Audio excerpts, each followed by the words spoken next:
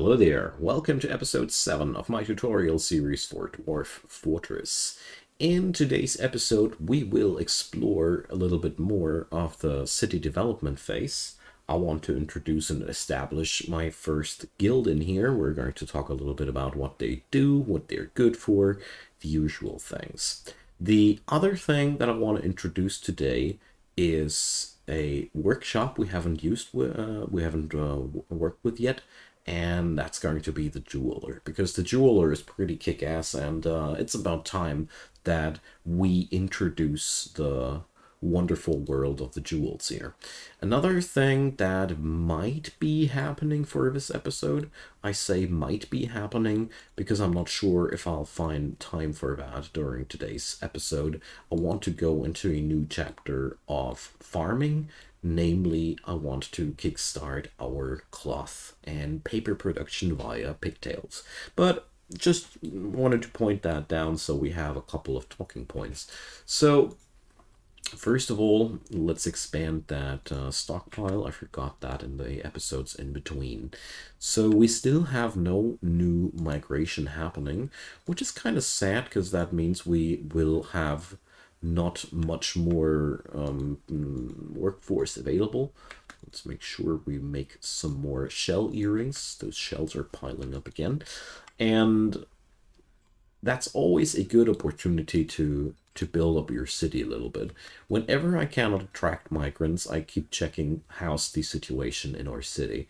We have 2 people that are unhappy, so let's sort by happiness. And there we go. So we have 2 people here. A manager is unhappy and a baby is unhappy. Let's check the manager first. So he was horrified reliving seeing Monum's dead body. Now that's a problematic thing where we cannot do much against that. You see, when you check on out the thoughts table, there's memories. And memories are recurring memories. They whatever lands in this tab will come up every now and then and make your dwarf either happy or torture him a little bit again. Here we have the the death of our expedition leader is still a problem for this dude. But the other thing I notice is an annoyance about the lack of dining tables. So that means up here or dwarfs lack a place to eat, because obviously it cannot be that this place is enough, otherwise he wouldn't be annoyed about that. That's a reason why many players like to split their production over several floors. Here we have everything conglomerated on one floor. This isn't necessarily bad, wrong, or anything. I just want to say that there is a pretty good reason to specialize yourself like that. Our hotfix for that will be quite a simple one. We're going to put a little bit of a dining place in here in between so that this problem is no longer a problem. The bad mood of the baby, I won't be checking that back out because most of the time you cannot do much about the bad mood of babies. They don't have wishes or stuff like that which you can't fulfill. So besides that, none of your babies will start going slaughtering other dwarfs while throwing a tantrum, so that's okay. Keep building, please. And here we go. We can here easily fit this spot here as well, because furniture doesn't hinder movement. So you can pack your rooms full like that. It's not a bad thing at all. This way we'll have a nice dining place up here, which has lots of room for all the workers up here. It ain't that much of a beautiful place. We could now go on in there into the construction tab and start to construct some floor beneath that. Well, maybe we cannot anymore because there's already furniture that we could beauty up that place if we'd want to. That's all I want to say. For now, we're just going to leave it like that. So the next thing we're going to take care of is we're going to carve out a little bit of a niche for our jeweler. So we have our first visitor. A peddler is visiting us. So when you have buildings like temples and guild halls and the like, they can attract visitors.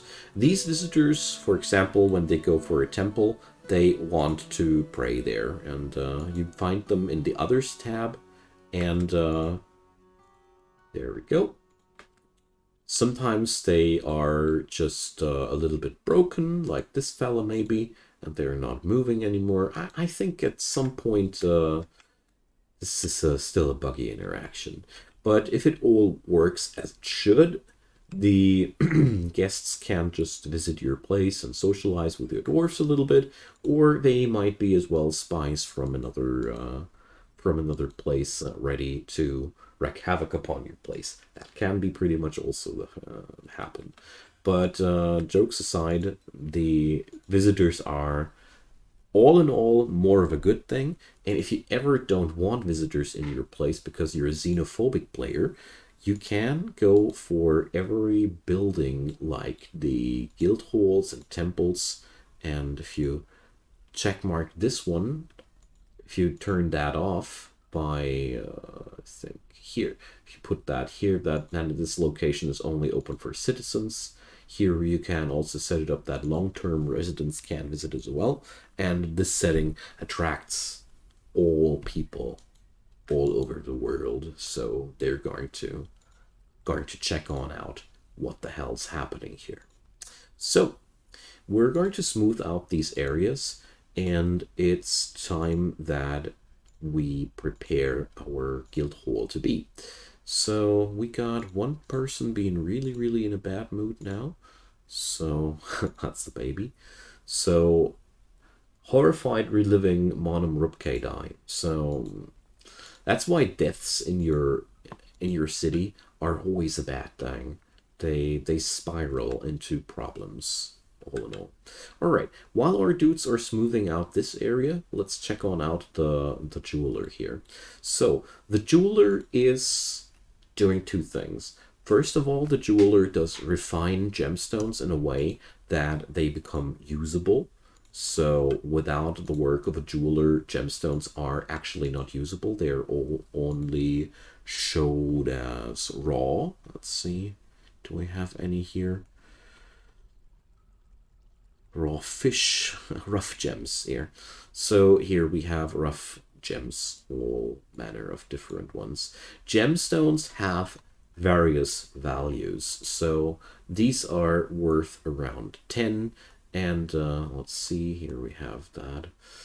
And these are worth around 10. Let's see, do we have anything that's worth more? Also around 10.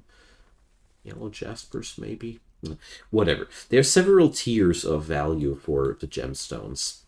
Beyond that, they behave all exactly the same. Gemstones only differ in their value tier, so to say.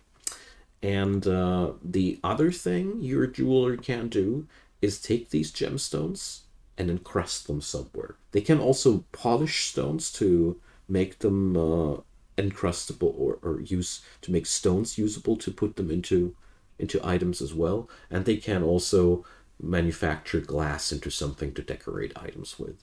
Your jeweler then can decorate finished goods and furniture, weapons, and ammo. So all in all, these modifications do only one thing. They add value to the specific item. If you add value to your ammo, well, okay, I haven't checked out the deeper mechanics, so I don't know if encrusted ammo can also increase its damage. Don't nail me down on that. I need to reread that now that I think more closely about that. But encrusted furniture is just increasing the value of the furniture, and encrusted finished goods is also empowering these items. Finished goods can be worn by your dwarves often, but they can also be used as trades goods. I'm personally a big fan of using my jewelers to encrust furniture, because furniture will be ultimately put into our places, and all in all, you can do really, really good things with that. The real problem about your jeweler is just one thing. You have to think ahead and manipulate the workshop to make sure that the items that you want to get encrusted will get encrusted. Because if you don't configure anything, the gemstone, the jeweler will just pick up anything that can be picked up. And the worst part about that, I've seen my dudes decorate bins. Yes, that's not exactly where you want the gemstones at. It does also not really put any damage to your city, but by all means, those bins, they don't really...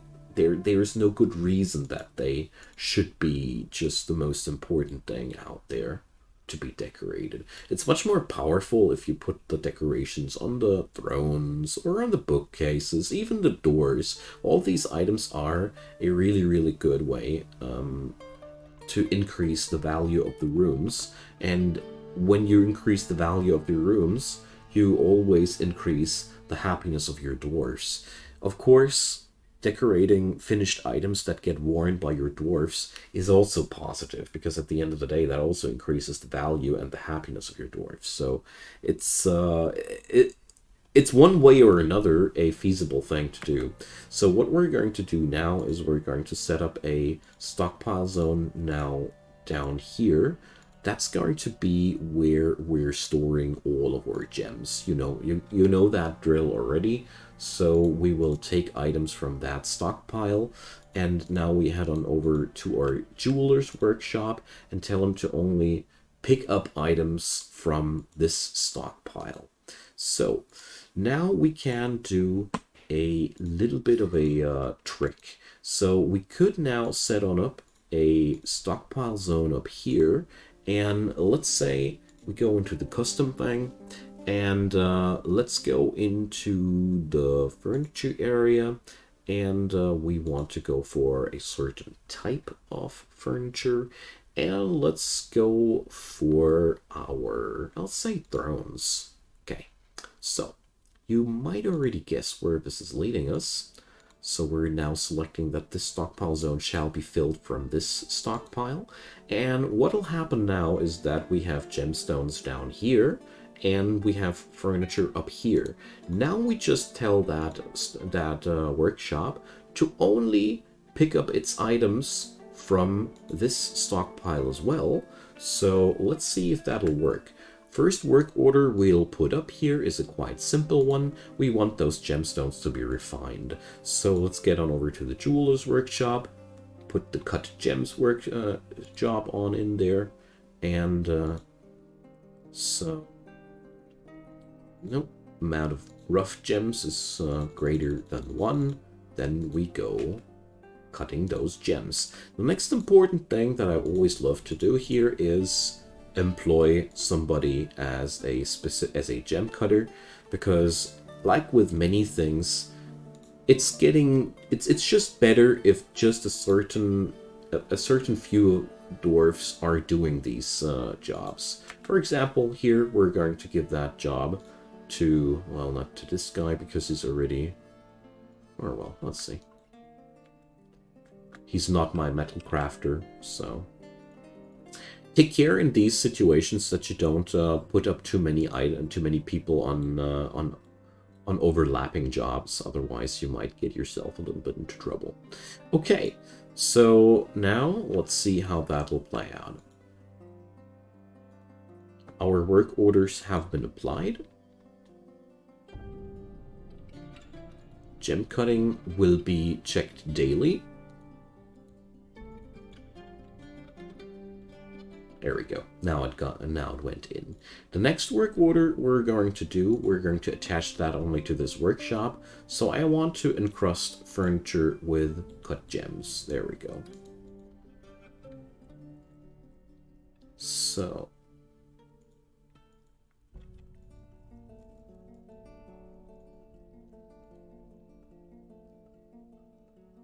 alright, configurations are already set up and running. The only thing that's so far that hasn't worked out so far was our holders not getting any thrones over there, but it's just a matter of time. Our holders are busy, therefore it can't take a moment.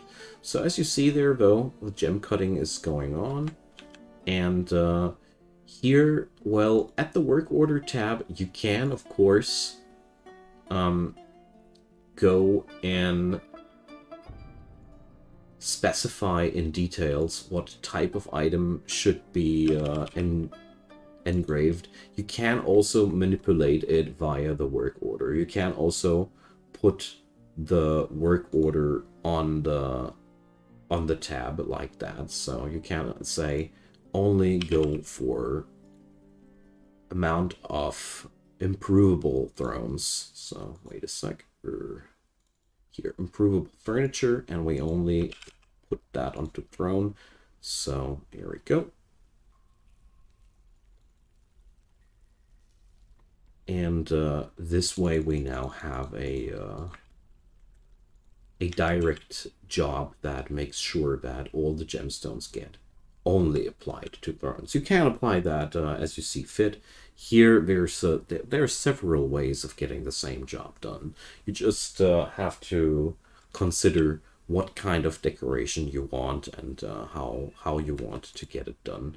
So here, I'm personally just going to put this encrust furniture with cut gems, and I'm not going to specify that to anything. I just wanted to show you that you can go for certain manipulations, and sometimes you can just also figure something together to force your jeweler to use a certain stockpile or specify it via the work order. I think that was enough of a demonstration. So what up next? We got ourselves the steel bar production running. Let's check on out how it went. We have no more iron available, so let's fix that. This is never a good thing. And let's go down here.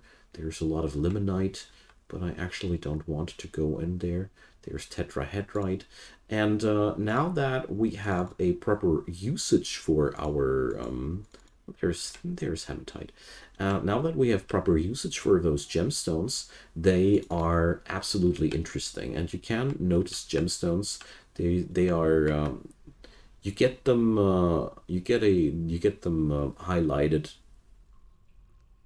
and whenever you find them. So here we have struck this and that, and the other thing is you can also see them. Let's see if I find a bit of a vein here somewhere.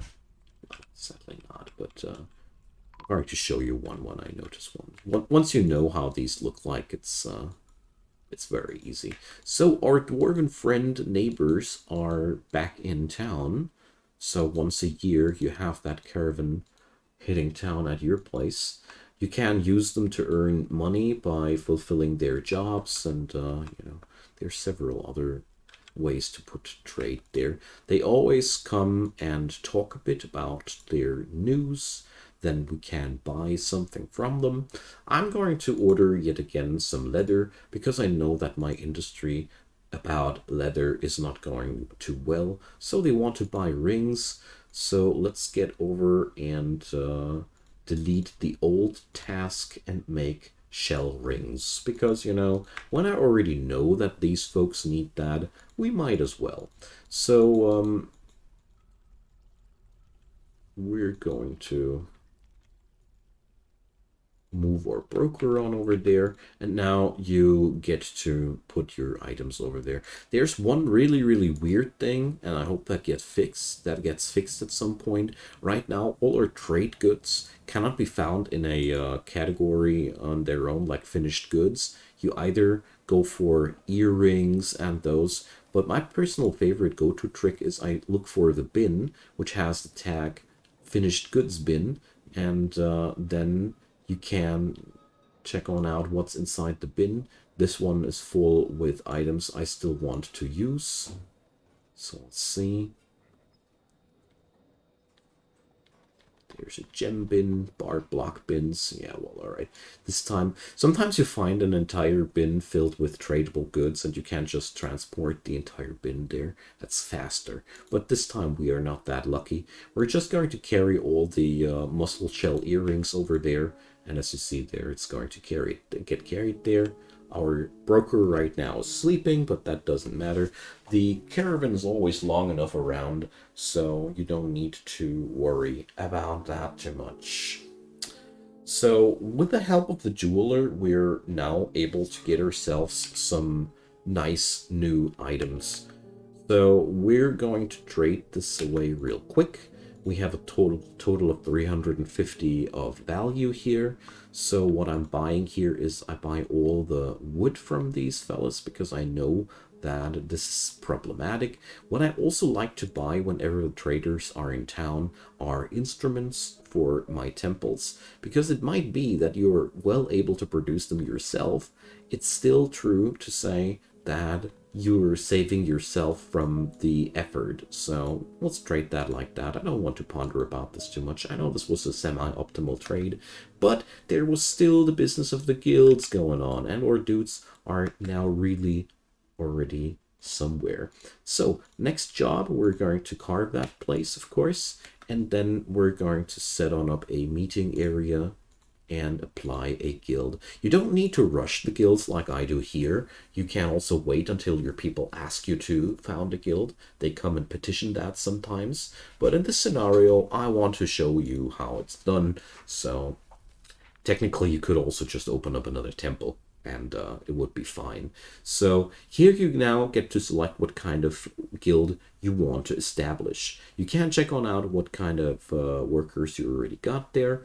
And the fun part about guilds is that you can get your skills transported to other people, because at the guild hall your dudes will show off their skills and other dwarfs will watch them. So it's basically a socialization place where people are showing off their tradesmen skills. So we're going to fetch up a crafts dwarf hall because I personally feel like that could be quite the fun. Just saw it a moment ago. I just missed it. So where is it? Here, crafts dwarf hall.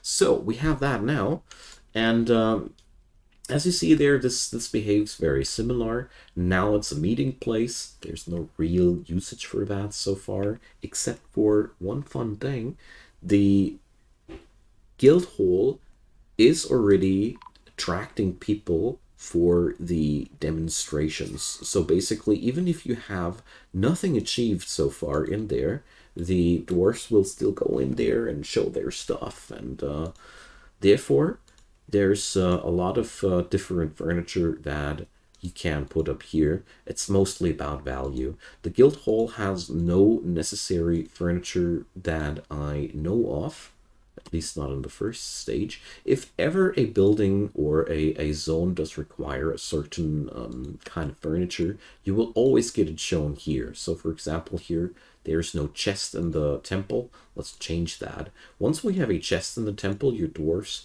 will automatically start holding their instruments there, because the total amount of desired instruments is by default 5, and without a chest they cannot store any of them there. So now we have a chest there, and what will happen is the instrument we bought just a moment ago will be transported down there. So meanwhile, our meeting hall gets all the upgrades. Let's put up a bit of extra furniture there. Do we have already statues? No, we don't. So how about making us some statues to fancy up this place? So we're going to put this up as a work order yet again, because I know that statues are never out of fashion. You can make statues out of either a specific material, or you can just make rock statue. If you just make rock statues like I do here, you won't receive any particularly super valuable items, because with statues especially, it is very, very true to say it really depends a lot on the basic material, and many of these stones that we find down there are not particularly valuable. They're just rocks. But polishing them up into a statue sure does make them much more valuable. So you can really get yourself a nice increase of value there. And besides, it's making rooms more livable and more valuable. So let's check this out. Our dude is working on that rock statue, and of course he has to take the dolomite, that one type of stone that's actually worth something. The good news is the dolomite is actually more valuable than the other types of stone, so the statue will be at least more beautiful and thus more appealing.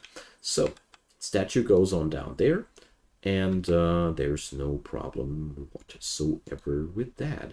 So let's decorate our place a little bit. Our guild hall now has a value of 400. Let's see how far we can tweak that. The statue here is going to be put down there. You can also now let that statue lie around in your storage area until your jeweler has done his thing.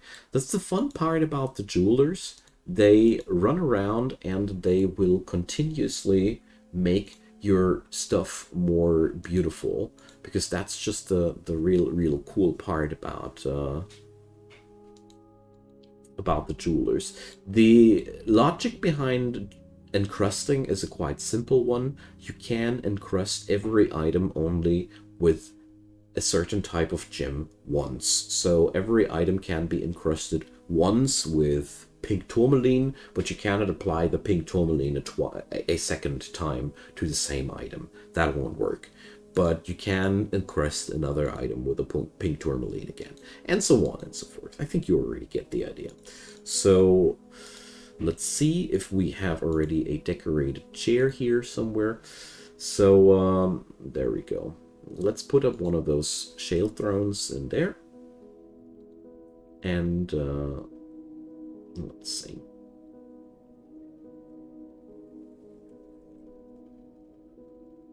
Just take a while until it gets applied. Right now there's a kid sitting there. And now let's check this out. So these markers here are depicting the quality of an item. So if there's ever markers around that, that's about the quality of an item. I want to show you now how it looks like when an item gets decorated, because that's really an important thing to note there. So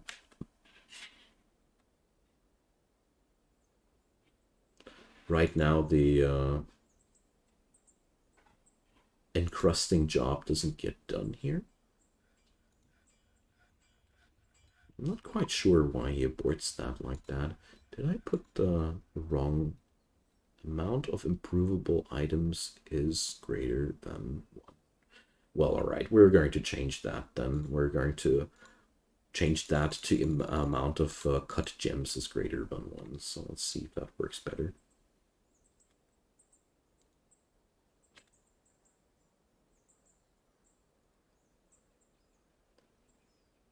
So there's a certain type of coding in there that I actually just try to showcase here, but somehow I really don't know why they aren't behaving like they should be right now.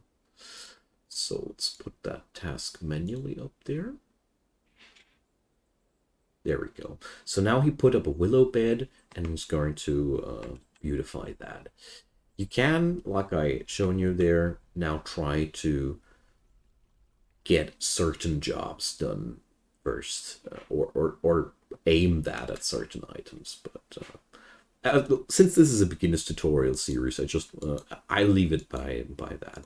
So now you see those signs there, and these are these wings here, so to say. They are markers that there's gemstone on that, and here you see it's now decorated with tiger eye. The same bed can now be decorated several times, and if you let your dudes just do their thing for a while, you can get amazing results, and there's really a lot of fun in that. And we have struck our first cavern, so that's fun. We have unearthed a lot of magnetite here, and we have access now to caverns. Check it out. This goes deep down. That's 50 elevation levels already, so we haven't seen yet the bottom of those caverns. We've only seen that when we open up that wall, it opens up to a chasm. So in situations like these, it might be quite wise to lock that off ASAP with a wall. Because the thing is, down there are creatures that can fly. And the last thing you want is a surprise attack from flying badness from down below. So, with that wall, I'm going to outro for today. I hope you guys enjoyed the ride. We're going to talk about lots of other cool things in the next episode, of course, as usual. We're going to go over some cool other mechanics that we haven't featured yet. So I hope you guys will leave some comments down there giving me some ideas what you want to see. Feel free to leave a thumbs up on that video if you enjoyed, and of course consider subscribing if you haven't done so already. There's daily content coming up from my side, and I'd be delighted if you'd give me if you'd give that bell thing a good whack. So last but not least, there's also a link to the entire playlist down there, so if you want to check out the entire series, be my guest. And there's, of course, also links to PayPal, Patreon, and Buy Me a Coffee as ways and means to support this channel. So, with that all said, see you guys in the next episode. Have a good one, and don't dig too deep.